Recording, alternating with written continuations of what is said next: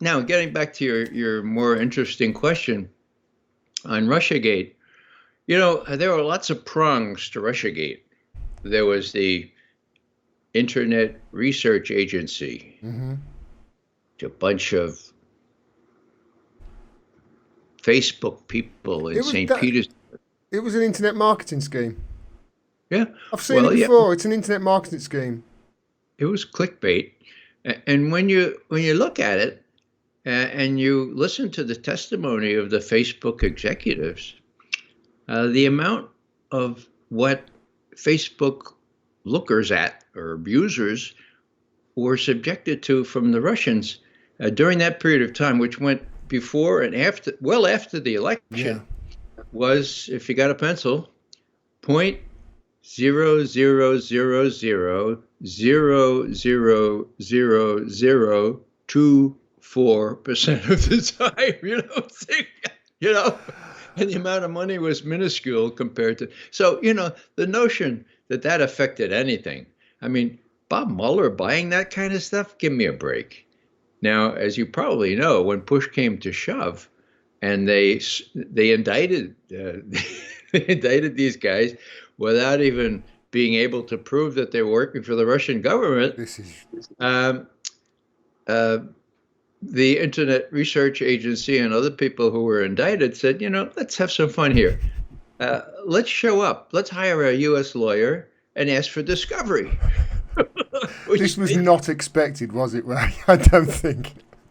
these really smart, well-heeled lawyers working for the Democratic National Committee, and the Mueller people, they didn't anticipate these people might ask for discovery, so they came and asked for discovery, and the judge said, "Okay, they want to know, they want to see how it became all of a sudden the Russian government that did this." Whereas before it was only Russian people in this clickbait factory in St. Hmm. Petersburg. And the government said, well, we can't prove that. No. And the judge says, you mean Mueller says it's Russia and you can't prove that? No. And Mueller can't prove it either. Oh. So, so the judge says, get out of here.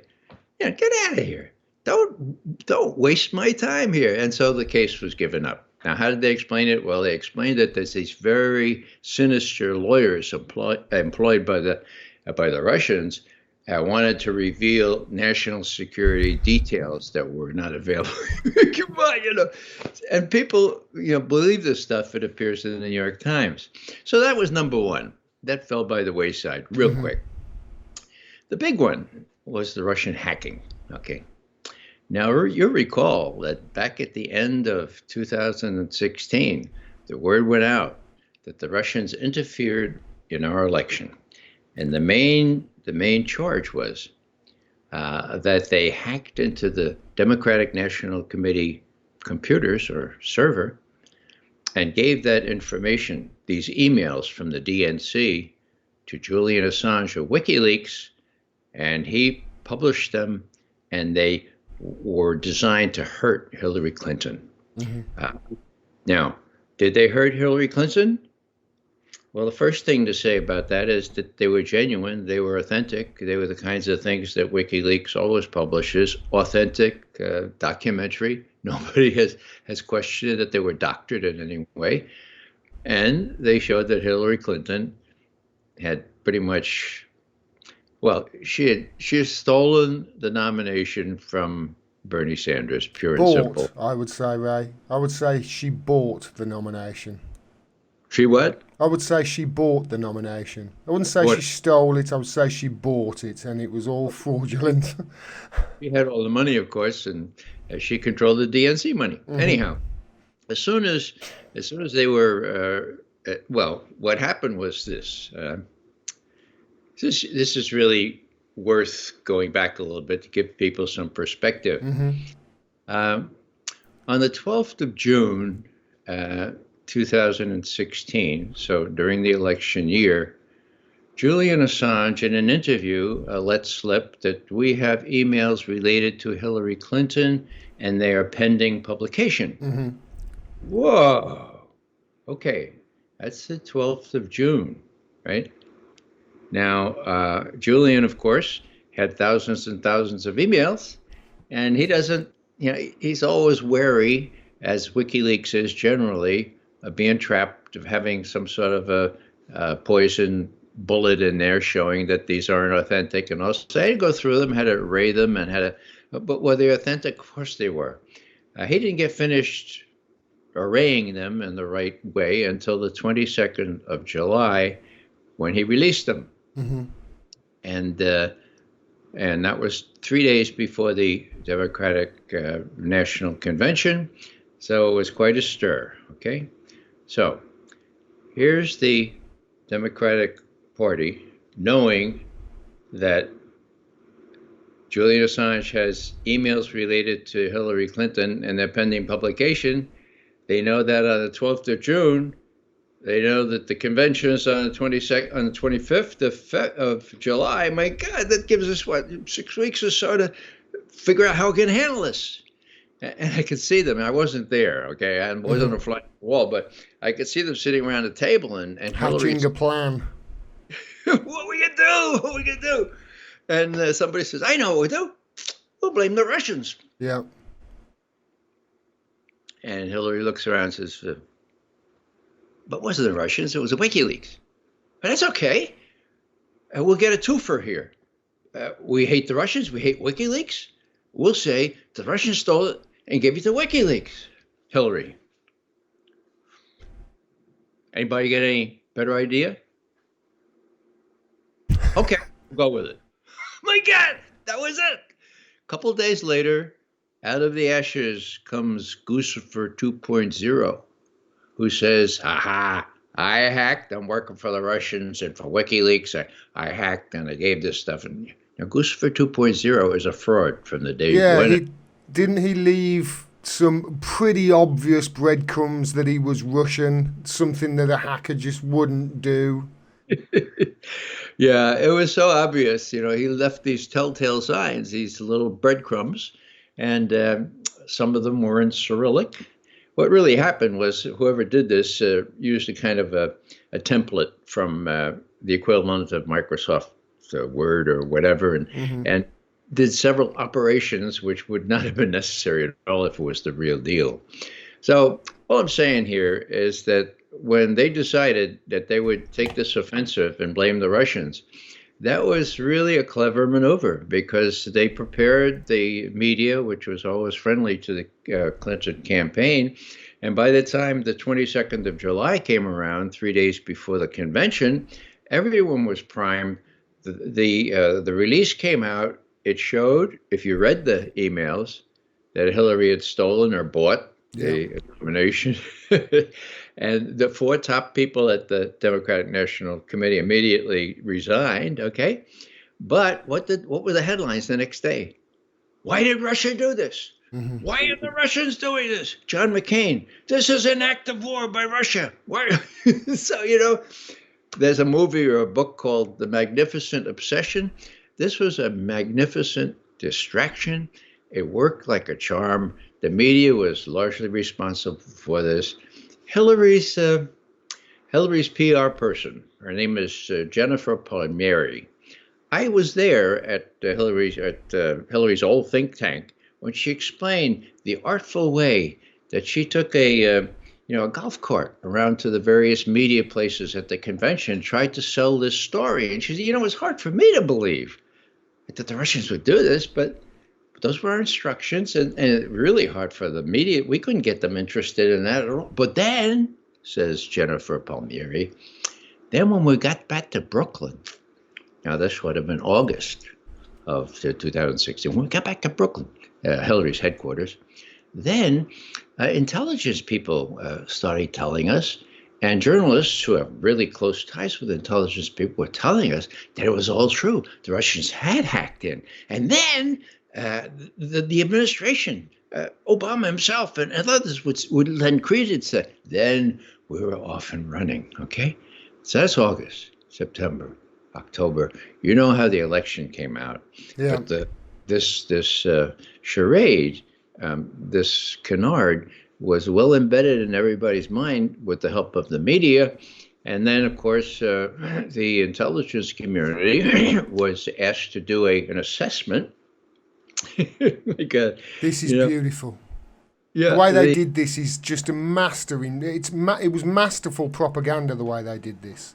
sure. They needed something from the intelligence community to pin this stuff on. 17 agencies, they screamed. Even Bill Maher was screaming, 17 agencies. They were all doing it, weren't they, on TV? Of course, it wasn't 17 agencies, was it?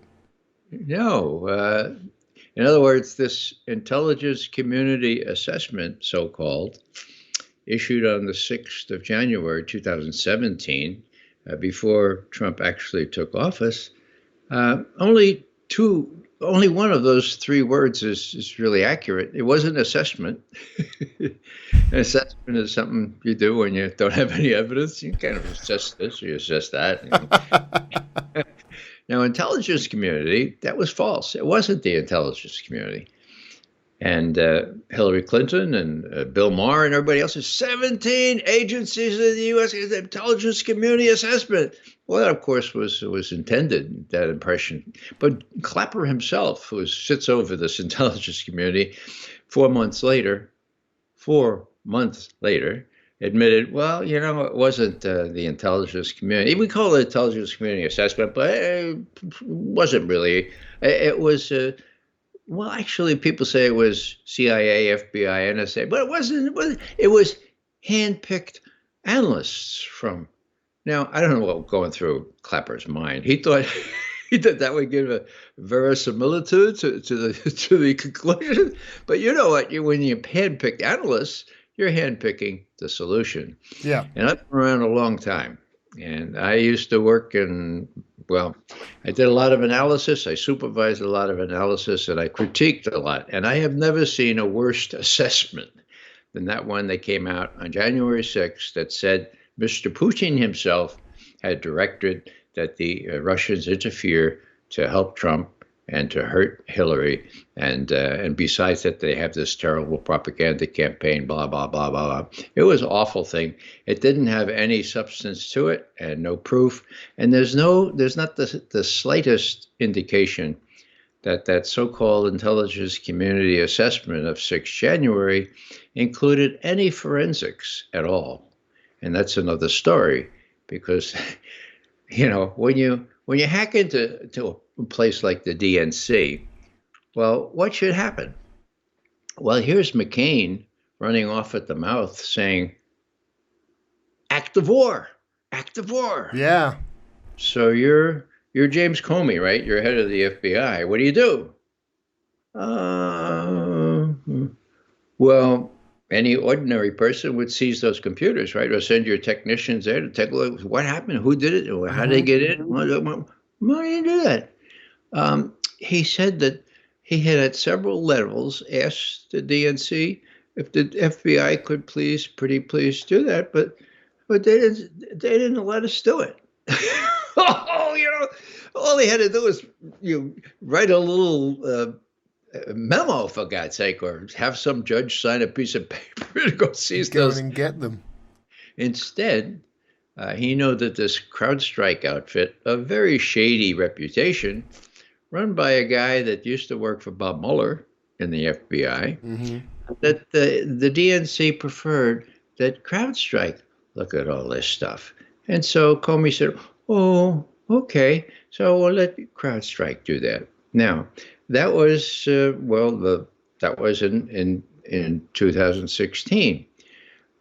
Ever since then, everyone, including Robert Mueller, has been citing CrowdStrike as having done the forensics necessary to demonstrate that the Russians hacked into the DNC. Well, wait a second.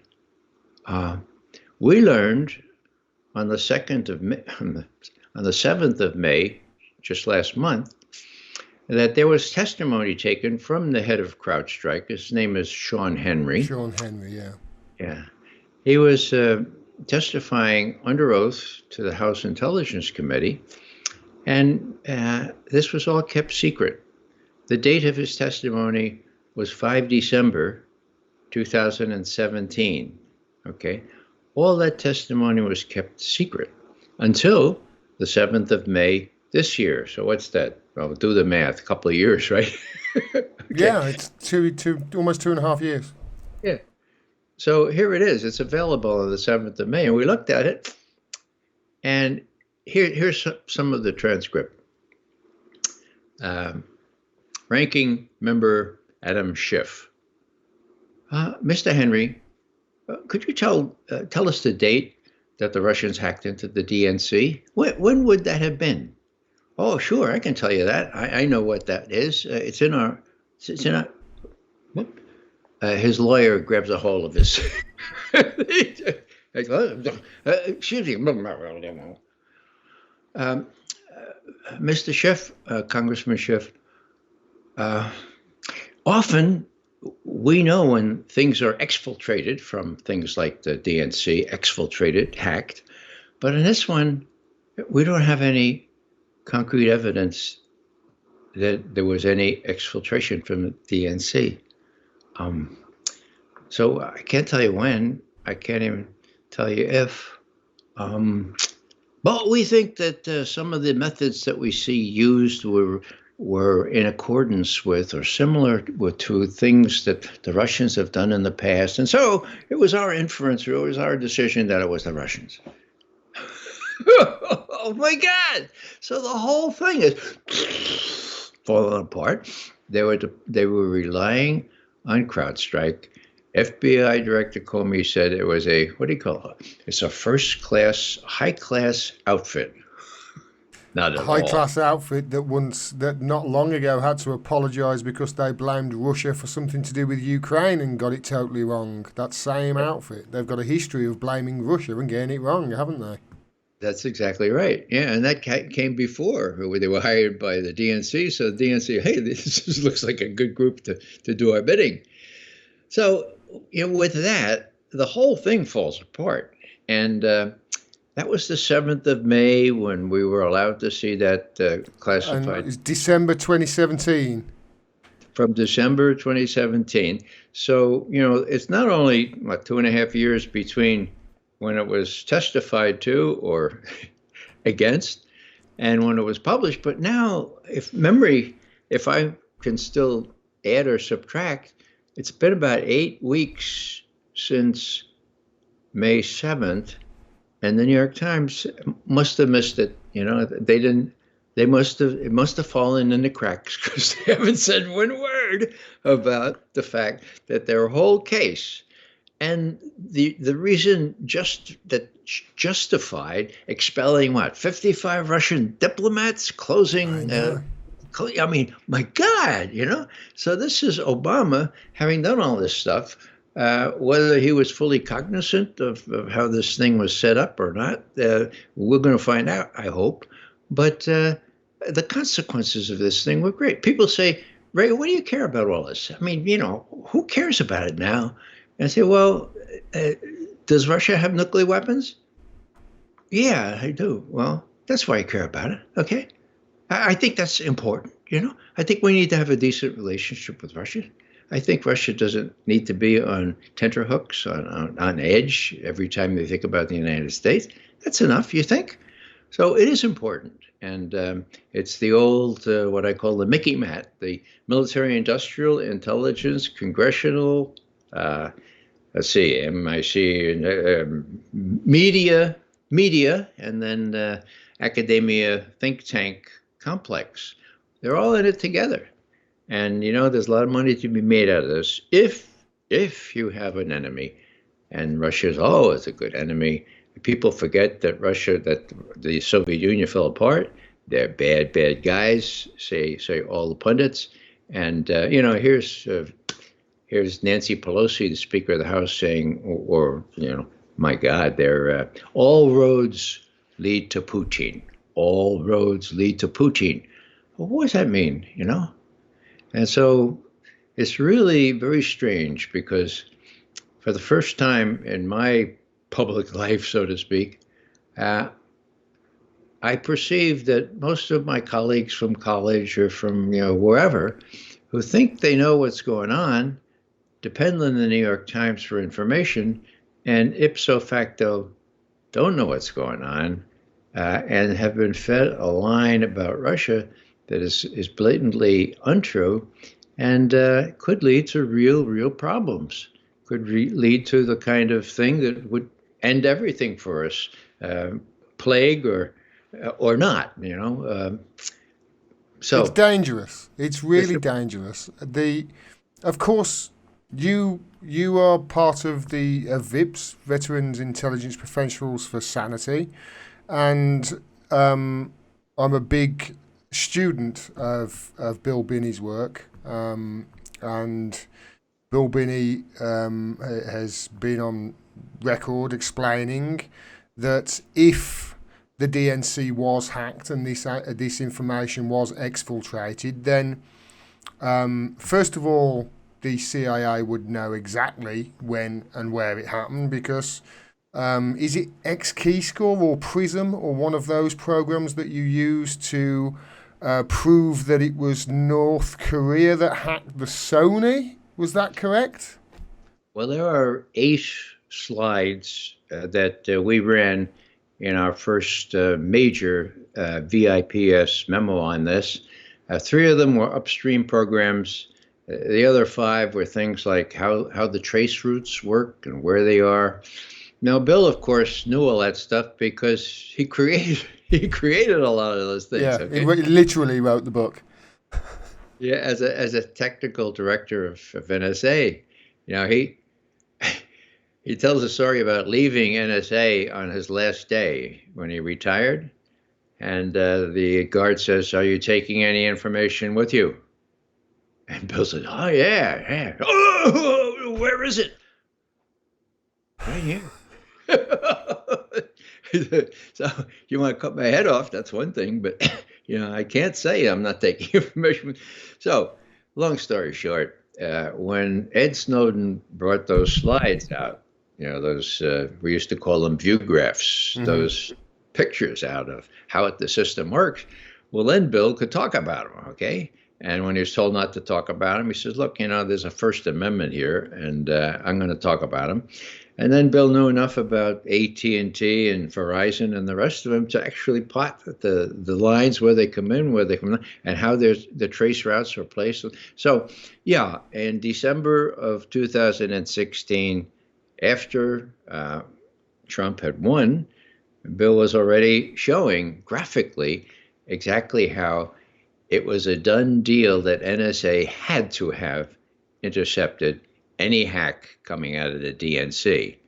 Now, if there's a 5% chance that NSA missed it, well, we have the 5 eyes, right? All Yeah. those English, good English-speaking intelligence services that would have gotten it.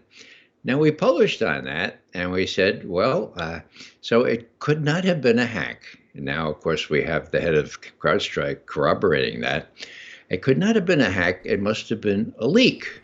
And we spelled out what a leak is. We said, a leak is something you could take your computer here and put a little thumb drive and copy information onto the thumb drive, and it doesn't go over the internet.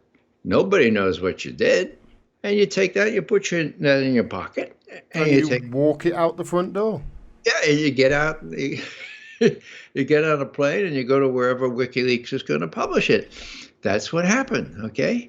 Now nobody would believe that because they don't the press didn't want to hear that. But what I'm saying is that Bill and Ed Loomis, Yeah. another technical director. Ed Loomis, PhD, Princeton, studied under one of these gurus of the whole cyber world at We're talking Princeton. about the smartest of the smartest, aren't we, with these people, Ray? And I should probably mention that there's a documentary that's 5 years old now A good about Bill. American. Yeah, a good American, and I, you can get it on the internet. if It's you're really listening to this, I will highly recommend A Good American. It's Bill Binney was the creator of Thin Thread, which, if left to its own devices, Bill and Ray will tell you would have stopped 9/11. Is that correct, Ray? That's correct, and we know that from a retrospective look into the evidence that was available, and it was available in Thin Thread, which was what Bill and his compatriots created but was turned down in favor of a program that cost $5 billion rather than Trailblazer. $5 million. Yeah. So it was really a sad story when you talk about 9/11 and how it could have been prevented. But the movie is terrific. Now, uh, Fantastic, yes. anybody going to be able to play that in the neighborhood theater? No. It's No, and really, really bad here. It's a great insight into Bill and his collaborators. So, but what I like to just finish this part of the discussion. We had what we call negative evidence. In other words, if the Russians or anyone else hacked the DNC, NSA would have it. hmm Now, NSA would doubtless be able to. There were no sources and methods problem here. Everybody knows NSA does that. They could have easily said, "Yeah, here it is. It was on so and so date, and the packets were sent out and reassembled, and everything could have been known." Now, that's conclusive information as far as we're concerned. But you try to persuade somebody who's been indoctrinated into the Russian hacking story, and that doesn't do it. And I'm reminded of Donald Rumsfeld. Now, he too went to Princeton, and he learned a lot of interesting things at Princeton. One of his one of his aphorisms was always um, the lack of evidence doesn't mean that there's nothing there. You know, in other words, the fact that we have no evidence on weapons of mass destruction in Iraq doesn't mean that it's not there. The absence of evidence is not evidence of absence. That's the way they teach you at Princeton, I guess. Okay. So the fact that there's no evidence that anybody hacked into the DNC doesn't mean that nobody hacked into the DNC. So just to continue the story, we went at it from a forensic point of view. We found out two key things that showed it could not have been a hack. One of them had to do with the fact that it was saved to a external storage device hmm before WikiLeaks published it. Now, saved to an external storage device. What does that have to do with the internet? Nothing. You save it. It doesn't have anything to do with the internet. So you save it to an external. That's what I mean by putting a little thumb drive into your computer. Now, that's unassailable information. It's physics, okay? It's concrete fact, but nobody would take any cognizance of that. And as I say, this latest information, dated the 7th of May, when Sean Henry's testimony was released, has not been covered by the Times or any other. And just to finish up here, I think this is why the Times decided they had to come up with another cockamamie story to divert attention from what's going to be revealed eventually. And that story has to be something really bad about the Russians. And what could be worse than they're killing our own troops? They're subsidizing, paying bounty to these terrible Afghan people, the Taliban, or maybe Taliban-related people, and they're doing that. And the president won't do anything about it. Can you imagine that? You're the president, and they're killing our troops, and you won't do anything about it? I mean, hello. I mean, Trump is on the ropes, okay? hmm They're trying to finish him off.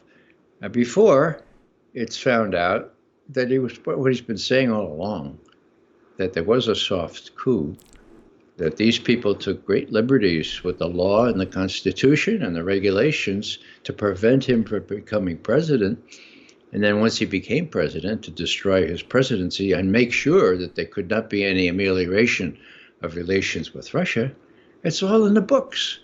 Now, when I say it's in the books, it's all in computers and on hard copy. And why is that?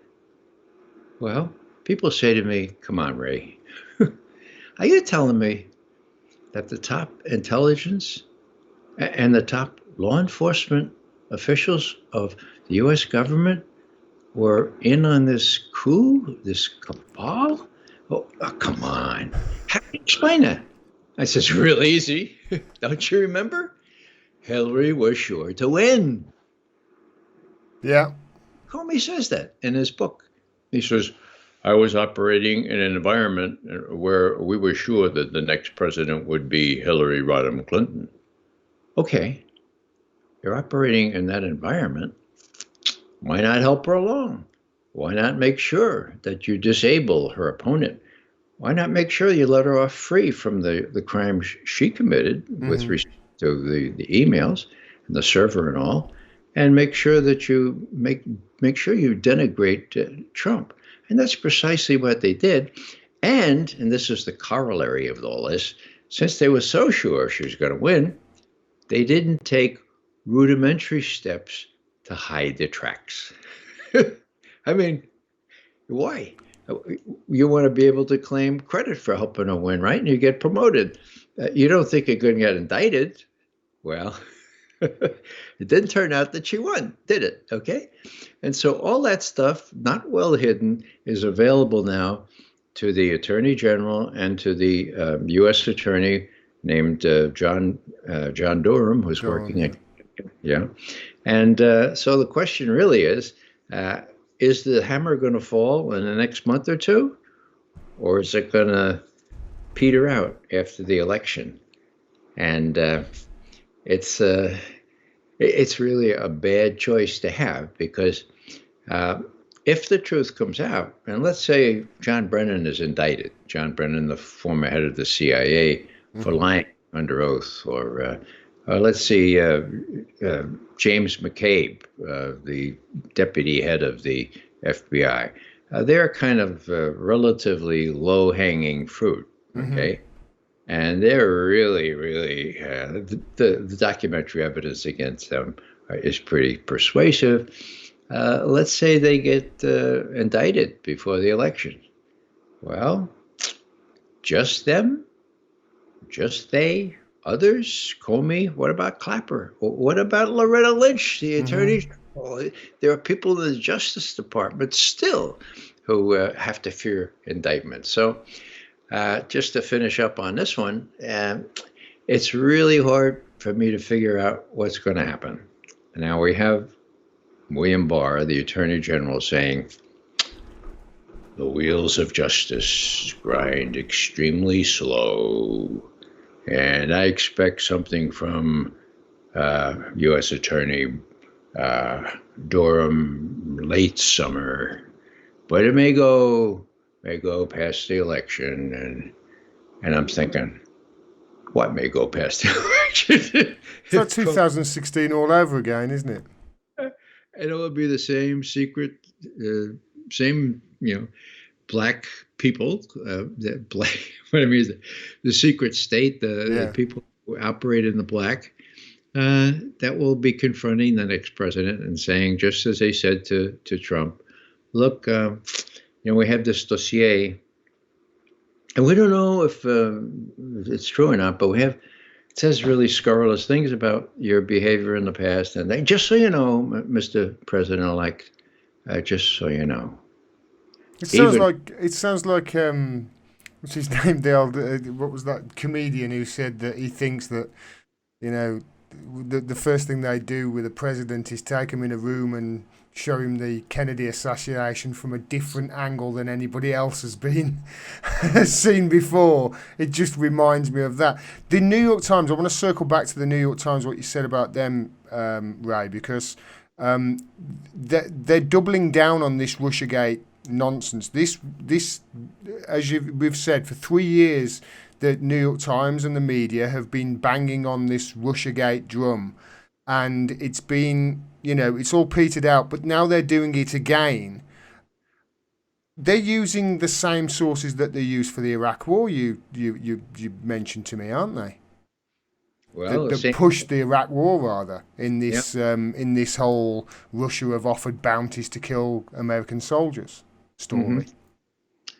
Yeah, it's the same irresponsible behavior. Um, we, of course, predicted that if the president and Blair went ahead and attacked Iraq, the consequences were likely to be catastrophic, and they have been. We take no joy in having been right about that. But who listens to us? You know, who lets us into the corporate media? It's really, really difficult right now because even people that are, well, even some alternative media will not let me on as they used to 5 years ago. I don't know. There's a great fear from anyone who tells the truth without fear or favor, who's not afraid to come up with the conclusions that are obvious to any experienced intelligence analyst. And worse still, it's impossible, virtually impossible, for people to believe that there could be a group like Veteran Intelligence Professionals for Sanity that is still devoted to the old intelligence analysis ethos of putting together all the information you can find and then coming up with your best guess as to what's really going on and then telling it like it is. Now, we do that. We still do that. But when you go, I remember, walking down the street in Washington, you say to somebody, I work for a place that has no political agenda. And they look at you like you have three heads, and they go, right. And their eyes glaze over, Yeah. and you see what they're thinking. Everybody has a political agenda. Everybody. Now, that wasn't so with us then, and it's not so with us now. And the really hurtful thing is that if by coincidence you find yourself agreeing that there was a plot to doing Donald Trump, well, you're immediately put in Putin's and Trump's pocket. Nobody can believe that you reasoned to that by the evidence. And just to show how strange this is, an old friend who I used to work on the president's daily brief with, he wrote me an email. And he said, I'm sorry, but I can't understand. I can't abide your adulation of Putin. When did you change from being a really good analyst? And so I have to publicly denounce you, which I have done. And now, if they give me any trouble for having associated with you in the past, I can point to that denouncement. I publicly denounce you. I mean, it sounds like the Stalin show trials, doesn't it? And this is a this is a really smart guy. He was a little older than I, and maybe he's in his maybe he's not all compass mentis now, but that's what he said. And a lot of people won't go near me with a 10-foot pole or a 12-foot Czech or a 13-foot Hungarian, for God's sake. They just don't want anything to do with me because I can be looked on as defending Trump. My wife always says, Ray, whatever you do, remember to say what you think of Trump. And what I think of Trump is that he's the very worst president the United States of America has ever had. He's terrible.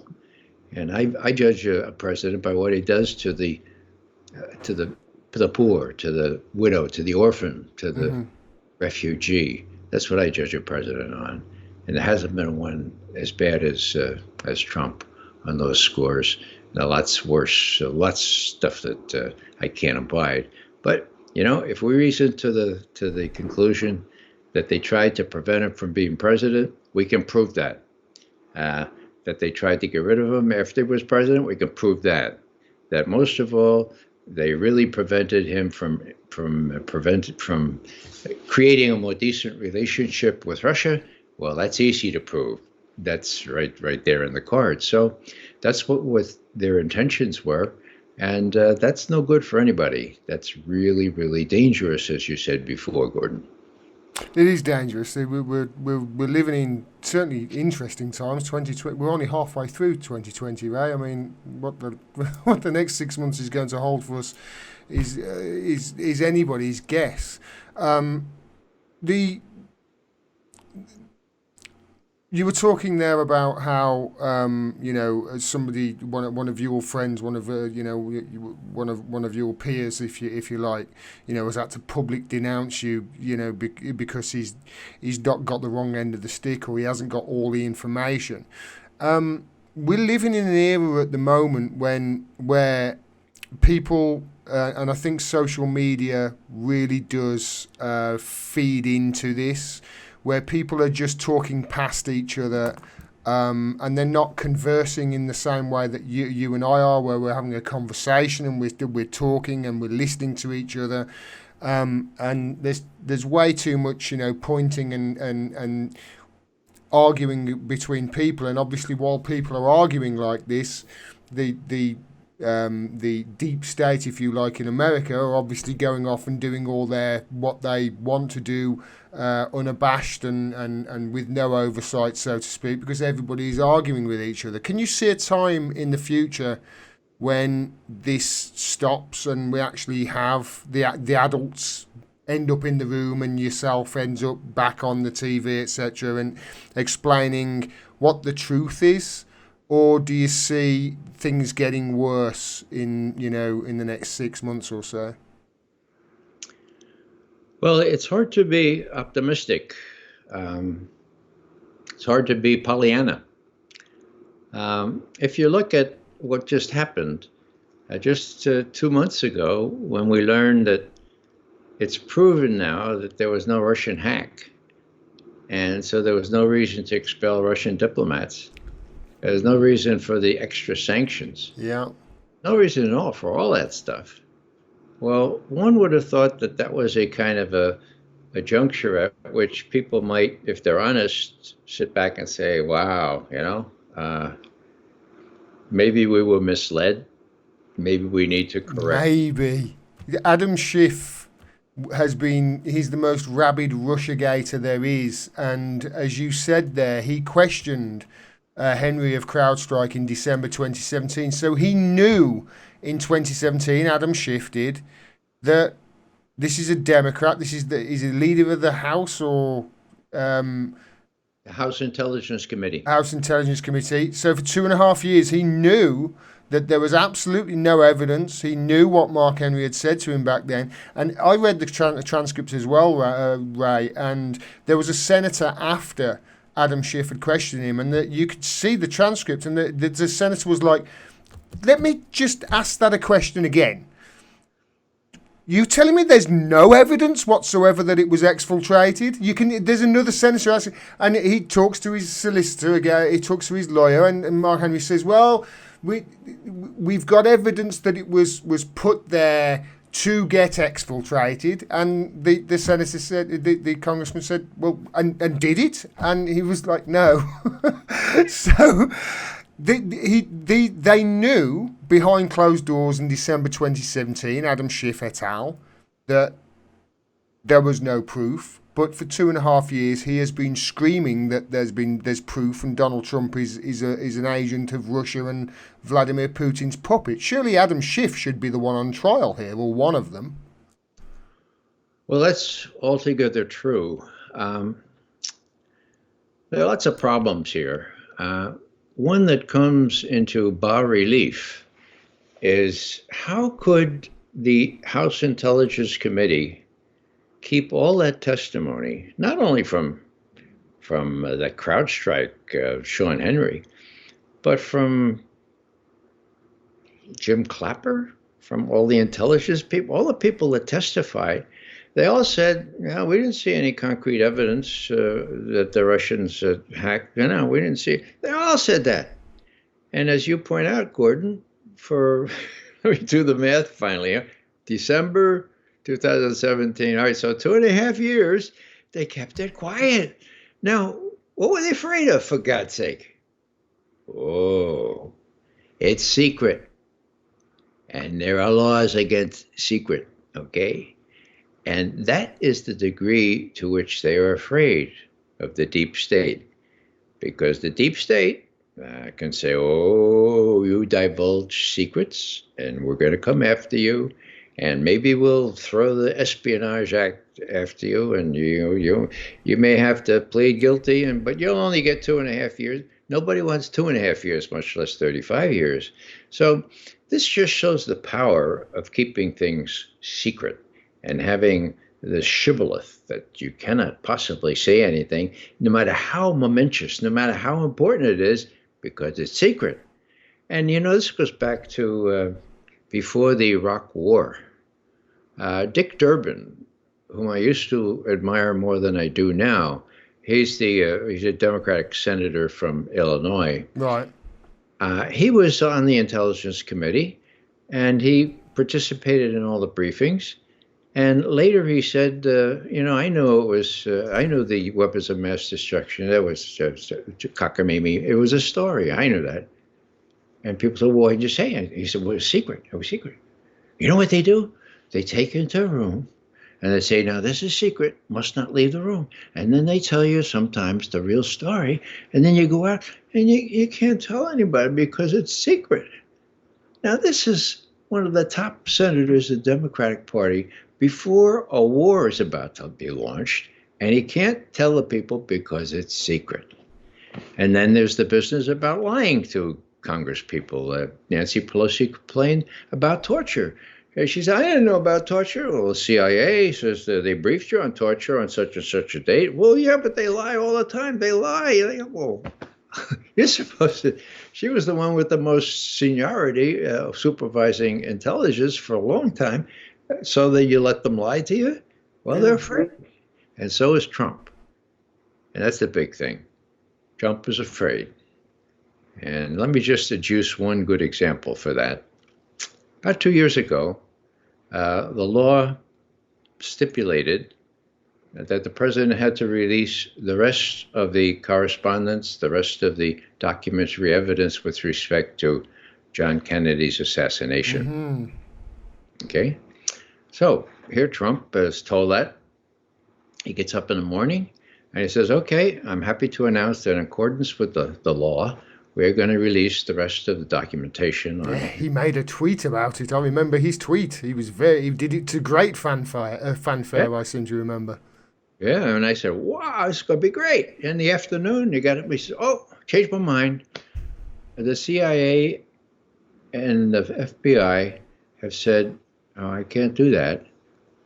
I mean, he said that. That's what he said. The FBI and the CIA said, no, we can't do that right now, but we'll revisit it in 6 months. So I made a little note in my calendar, 6 months. Well, nobody asked 6 months later. What's going on here? So there's a telling example of how unabashed the president is in conceding that he's really circumscribed by what the FBI and the CIA will let him do. And the way I'll portray the significance of that is simply that he's got to be very scared now that he's got the goods on the head of the CIA, head of the FBI, head of the National Intelligence, people in the FBI like McCabe, people in the Department of Justice like the guy who forged, who said no, the CIA. Carter Page was not working with CIA when he was. So all these people are liable. Now, one would say that if they were the president, they would say, well, let's have at it. John Bryant, we give you your head, do the indictments, convene the grand juries. You can do that remotely. Go ahead. But that's not likely to happen in my view. And in my view, more likely ringing in Trump's ears is the warning that he got on the 3rd of January, 2017. He was president-elect. And the leader of the Democrats in the Senate, Chuck Schumer. He was on Meet the Press you're talking about, aren't you? Well, actually, he was with Rachel Maddow. Was it Maddow? Yeah. And so it was all prearranged. Rachel says, now, Chuck, you told me you have something important to say. Well, what is it, Chuck? And Chuck says, and this is a virtual quote, well, about our president-elect, I used to think he was a pretty clever guy, but he's done a very stupid thing. Oh, what would that be, Chuck? Well, he's taken on the intelligence community. And they have 6 ways to Sunday to get back at you. Very, very, very dumb thing, very foolish thing. That's So the that's leader the of the Senate. That's the leader of the Senate saying that the president's intelligence services will mess with him and screw his presidency that's correct. on And not national TV, and nobody lost their minds. and still less did Rachel say, Chuck, are you saying that the president of the United States should be afraid of the intelligence community? Well, yeah, that's what I'm saying. She didn't need to ask about that. Okay. So there it was. Now, that was the 3rd of January. What happened on the 4th and 5th and 6th of January? Well, we know now that there was a meeting on the 5th where Obama and Biden presided over what's going to happen to General Flynn. Hmm. And are you going to break this story from this intelligence community assessment? How are you going to break that to the president elect? My God, it says that he wouldn't be president without Russian help. I mean, how's it going to take that? And do you think we should? Do you think we should give him the dossier at the same time and show that we have him cavorting with prostitutes in Moscow? Well, it was all duly blessed and approved by Obama and Biden on the 5th. And on the 6th, the three musketeers, Comey, National Intelligence Director, John Brennan, CIA, James Comey, FBI, and Admiral Alexander from NSA, go to Trump Towers and brief the president-elect.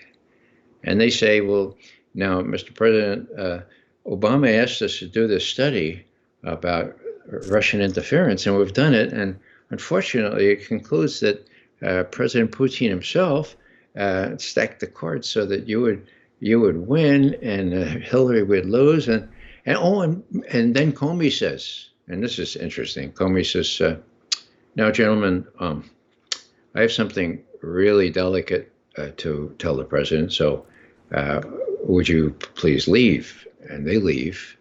And then Comey says to the president-elect, "Now, Mr. President, this is very awkward. I don't know how to begin to tell you this, but there's this dossier, and it's not confirmed, not corroborated, but it's got very scurrilous things in it, like you're cavorting with prostitutes in Moscow, and we can't convert, but it's there, and the press has it now, and so just want to let you know that we have it, just so you know, Mr. President, just so you know." Now, here's Trump, real estate guy from New York. He didn't know how Washington works, you know. If I were Trump, I would have said, "Mr. Comey, thank you very much for your help. I instruct you now to go back, clean out your desk, and get the hell out of the FBI building, because you're not going to be around as soon as I become president. You might as well leave now. I know what you're doing.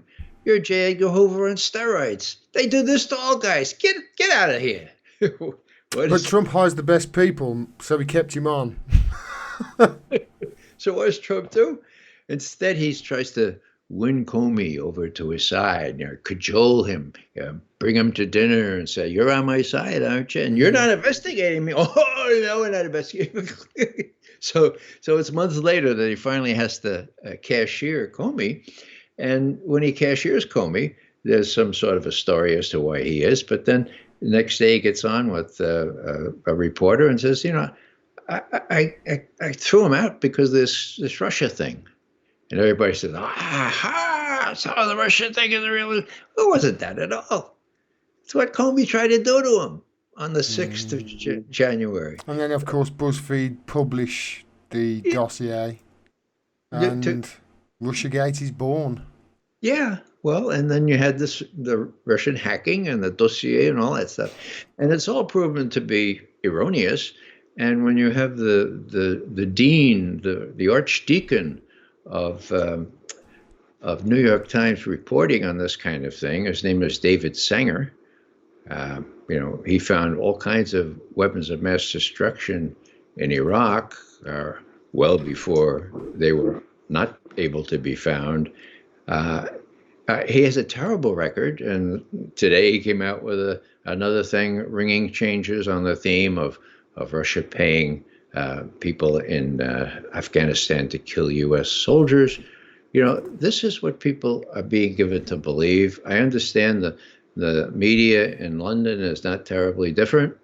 And we've reached a really, really crucial point here now because if people just don't know what's going on, there can't be a real democracy. Many have said that, including the founders of our country.